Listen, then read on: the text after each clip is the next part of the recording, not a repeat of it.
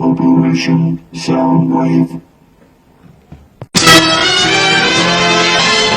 Kia ora, what's up, what's going on? Welcome to my channel. Back in 2018 I created a 9'9" transformer by the name of Soundwave. Of course he's a Decepticon and he was the 1984 edition. I also created 3 of his minions, Laserbeak, Rumble and Ravage. I also made a 4th piece to that. It was a cosplay that was played by my oldest granddaughter, and that was Skywolf. And also the minions, Ravage, Rumble and Laserbeak, they could transform, and with the Soundwave I actually had his original voice in there, so I used a Roland vocoder, not the original as they did back in the 80s because they don't have them anymore. I had to use a modern version of it, and also installed LEDs and also sound effects and just many more. And we also showcased it at Wellington Armageddon in 2018 where I won 2 awards, as you can see there and there. So this is the story of how I built this, and 6 months and $1,000 later. So let's get into this. This is the Ravage edition, or the Ravage build. If you don't know who Ravage was, he was one of the first generation cassette tapes for Soundwave. Materials I used in this build were LEDs, PVA glue, also different size paintbrushes to paint it on, screwdrivers,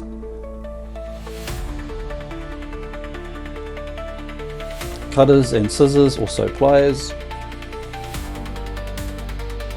also X-Acto knife, craft knife and a file. If you use a file on your craft knife blades you will save a lot of money. This is industrial craft knife. F2 contact adhesive, ADOS or something similar, and also lots of EVA foam. Also a Dremel or a rotary tool and its bits, hot glue gun and lots of glue sticks. Also a drill and its bits,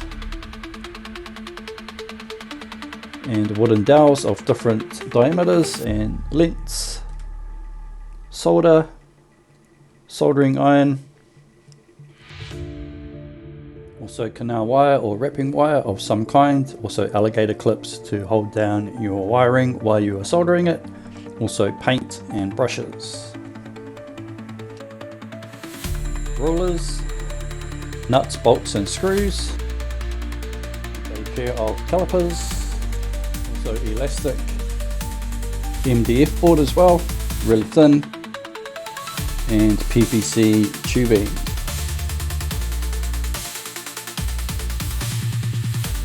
And some clear acrylic. Finally, cardboard. So I took an image from the internet and used the old generation 1 cassette tape of Ravage, and what I did is I used a ruler and calipers to scale it up. Started by measuring the picture on the laptop and made the cardboard the same dimensions, and then I went in with the calipers and a ruler and just scaled everything up. Scale from the picture on the laptop was around 5 times the size.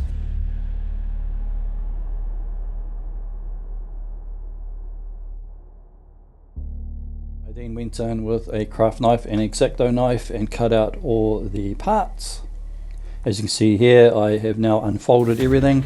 The parts that I couldn't see on the back end, I just made it up. With the ears and the legs, I just doubled them, so made 2 pairs of each. With the head, tail and body, I just doubled it, so 2 layers. Then I attached the cardboard on top of the foam and then cut them all out one by one. Okay, all the parts are cut out. As you can see, there are different colours in the EVA foam. This was to help identify the different parts.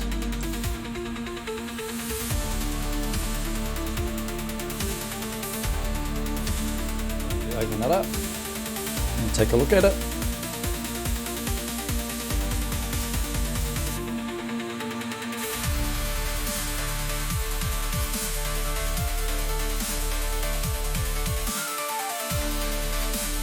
comparison to the pictures of the G1. Looking pretty close, not perfect, but still good enough. Next I started with the joins. As you can see there, I used the wooden dowels to join them together. Then I used a plastic tube, cut it into little pieces, and after I slid the parts on, or the dowels, I inserted the plastic tubes on the end to stop the parts from falling off. And I attached the thighs to the body using custom wood, as you can see there, and screws and hot glue. And I used the elastic and glued and screwed it to the body and attached it to the thighs to give it the illusion of transforming. Cut out the ears and use acrylic as reinforcement to attach them to the body. And use some elastic to attach it to the ear and then the head. So clear a picture of the elastic attached to the ears and the head using screws. Also I've soldered in the LEDs for the eyes and also the wiring. Here is a front view of the head.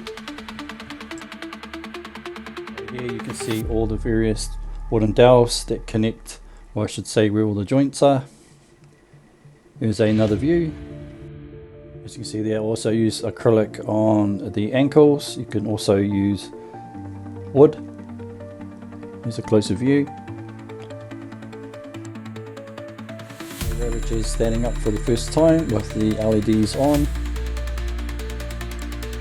Here it is folded up for the first time in cassette form. And now here's a view with the lights off for the first time.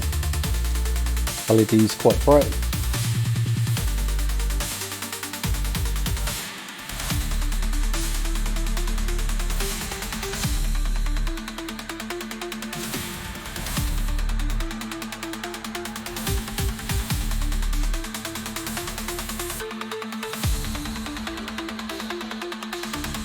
Here he is sitting next to Soundwave.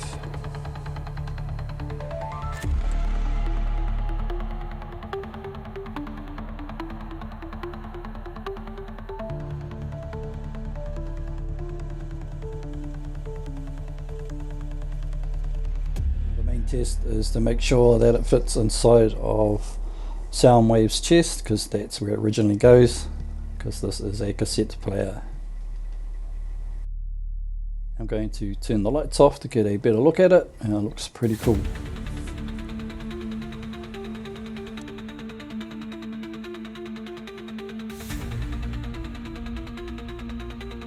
Next I designed Ravage's rockets that go on the back end of his thighs. As you can see there, these are detachable. They need to be in order for it to fit in Soundwave. I used PVC pipe and EVA foam. I don't have any photos or videos on how I constructed it, but it was pretty simple, pretty straightforward.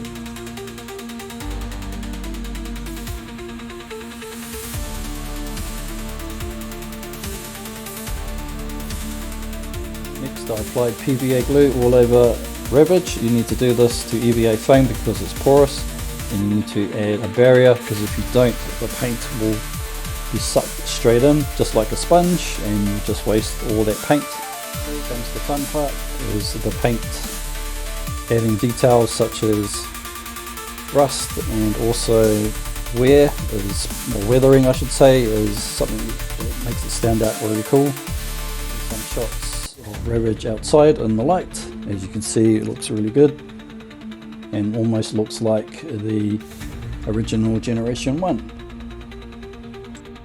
Take Ravage outside for the first time and take some shots both during the day and during the night, and they look really good. That's it for this video. If you've liked what you've seen, please like and subscribe. Thanks for watching.